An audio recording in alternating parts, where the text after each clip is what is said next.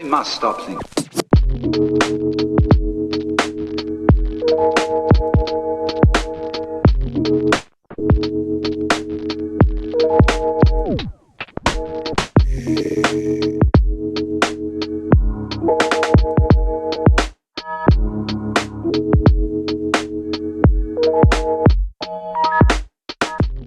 Hi everybody, it's me Lindsay. Welcome back to my channel. In this week's video, I'm going to be talking to you guys about how I stay organized in school and how that will impact me in the future. Today, I'm going to talk about 8 different tips that I do for myself to stay organized. Not only do these tips help me, but they will also help other people who are struggling with online school and going to school in person. If you guys didn't know, I am doing school virtually. You guys can check out my Get Ready With Me for sophomore year. If you guys want to, the video will be linked down below in the description. Alright, now let's finally get on with the tips. I have all the tips written down in my notebook. Tip number 1 of how to stay organized in school is to stay on top of your schoolwork. The deadline letting you know when the assignment is due. So that means that after school you should be completing your homework, or if it's not after school, you can complete it at whatever free time you have if you aren't busy, if you don't have any clubs after school, or even if you don't have that much chores to do after school.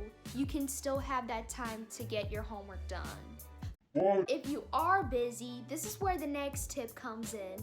Tip number 2, time management. It's always good to balance some time for yourself between schoolwork and free time. You do this by taking a 15 to 20 minute break. During that time, you get to do whatever you want. Listen to music, watch Netflix, play with your pet if you have one, etc. After your break is done, then you get back to work.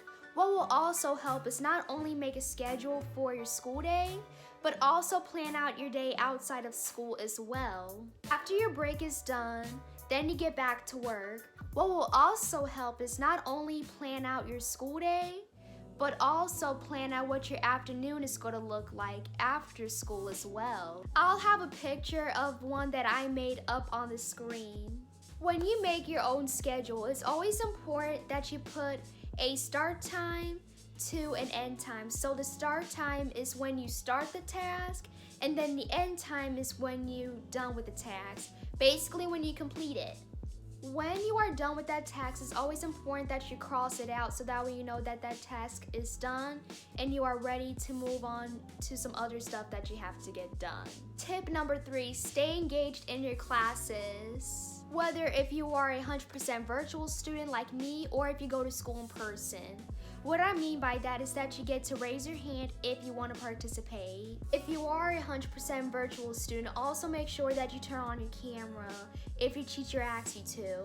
This will let the teacher know that you are paying attention in class and that you are listening to what the teacher is saying.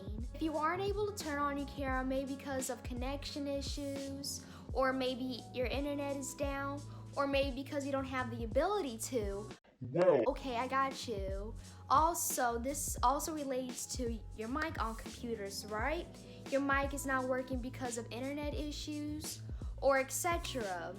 Well, let me tell you, Google Meet, Blackboard, and Zoom has a way of how you can type in the chat and raise your hand buttons if you want to participate. I've been doing that on Google Meet and Zoom and Blackboard sometimes, and it helps so much. And it will let people know that you are participating and you're listening and you're still there participating in the class. I highly recommend if you do that, whether if you use Blackboard, Zoom, or Google Meet, or whatever platform you are using to do virtual school, do it. It's the best way because I know that a lot of people have been having issues with turning on camera sometimes during the school year, and even like their mic. Like sometimes when you turn on your mic and your mic is like not working, like sometimes other people can't hear you. That's the problem. Now I haven't been having any issues with my mic so far this year, so that's good. My mic still works on my computer. And that's what matters. Also, when you engage in your classes, it would also help with your grades. It will help bring them up to A's or B's. Tip number 4, ask questions. It's always important that you ask questions if you don't understand something. It can be a specific concept or a specific area that you're struggling with in a unit or a chapter even.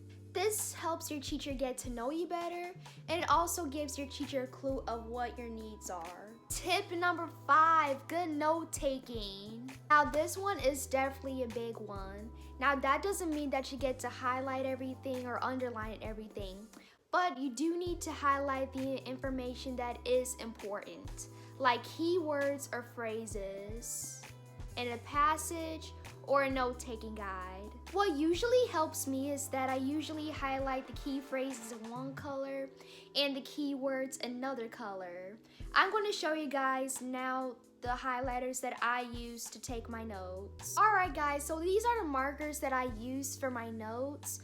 These markers are called Myliners. You guys might have seen them or heard them a lot on TikTok, even when those aesthetic videos pop up on your For You page. And then you will see a lot of people like opening a notebook and just trying to write stuff down, note taking. Well, these are the type of markers a lot of people use over TikTok, Myliners. I realize I just have this upside down for a minute. Okay guys, so these are one of the colors. This is the orange Myliner, and as you can see, it has a highlighter side, so this is the first side. And then the second side, which is the bottom here, is the marker side. You can purchase these markers off of Amazon, Walmart, or Target. I got mine off of Amazon and I got the 10 count. Just remember and keep in mind as you guys are trying to purchase these Myliner highlighters, they come in 10 count pack and a 15 pack. So just keep that in mind when you're trying to purchase these markers. But by the way, I would highly recommend these markers. I would give them a rating of 10 out of 10 because they are really good for note taking. Tip number 6, avoid distractions. Now I know a lot of us want to do our own thing, like watching Netflix, watching YouTube, get on our devices, etc. But just so you know, getting things done and out of the way is so much better instead of waiting to do stuff until later. What I usually do is that I put my phone in the bin on my homework desk and then I turn off my TV. Sometimes I do turn on some calm music to help me focus, or I'd rather not listen to music and I just want a quiet space. No noise, no music. Also, if you guys didn't know, I am a visual learner, so I learn by seeing things, so diagrams, and I also learn easily by picturing things in my brain. Tip number 7, always show up on time for class. Doesn't matter if you go to school in person or 100% virtual, you still need to show up on time for all of your classes. This will perform how well you attend your classes every day. I usually show up 5 or 4 minutes early before the class starts. Last tip. Tip number 8, study and prepare really hard. The more you study, the more prepared you'll be. I study by doing Kahoots, looking at my notes, and using other study materials that are available to me. I would set my timer for 45 minutes and take that time to really review and get to know the material that you're about to be tested on or quizzed on. Now let me explain about Kahoot. Now some of you guys, or a lot of you guys by now, might have heard of Kahoot before, and a lot of schools are using Kahoot platform for now to help students study and prepare for tests and quizzes. So I'm going to explain how creating a Kahoot game works and how everybody gets to join. Number 1 is creating the Kahoot game. The way you do this is that you have to create an account to create a Kahoot game. By the way, I'm not going to tell you detail by detail. I wish it would be better for me to show like a screen recording of the process, but I'm just going to explain it a little bit of detail. But you can also download the app Kahoot if you don't want to go to like Kahoot.com.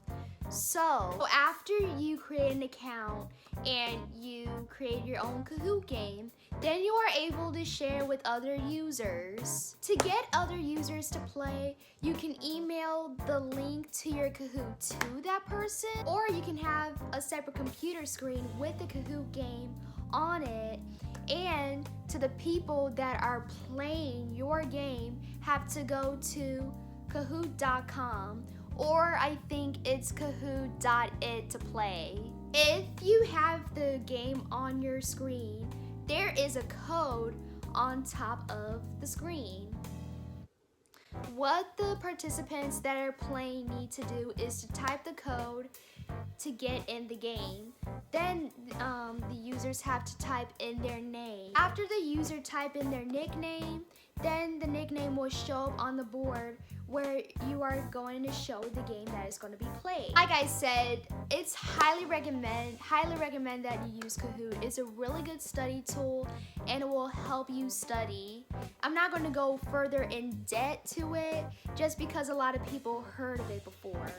Now I'm officially done covering all the tips that you need to be organized and to be successful in school. Now I'm going to talk about how that will impact me in the future. And your future as well. Number one, it will help me whenever I have to go to college and move to the workforce because I have to work on my own. Another thing is that I have good independence as well. My parents aren't always going to be around to say, hey Lindsay, you need to get this done. Hey Lindsay, you need to get that done, you know? It's like I'm going to be living on my own. And you too. I feel like getting things done and working with things on your own takes a lot of independence and responsibility on your end. Second, not only does it help me stay on top of things that I need to get done related to school, but also outside of school. For instance, working out to maintain my health, or studying something that is not school related, or working on community service projects for organizations that I do outside of school. Third thing is that it helps with planning out your day, even if you get bored. Trust me, the more you plan out your days, the more productive you'll be, and same with getting stuff done. You will also thank yourself later because if you don't plan out your days, then it will make your life more stressful on you and you won't get stuff done. Well, that is all for today's video. I hope you guys learned something from these tips. They will help you in the future, so make sure you get in the habit of organization sooner than later. Hope you guys enjoyed. Make sure you give this video a thumbs up and subscribe to my channel if you guys haven't already. And I will see you guys in my next video. Bye guys.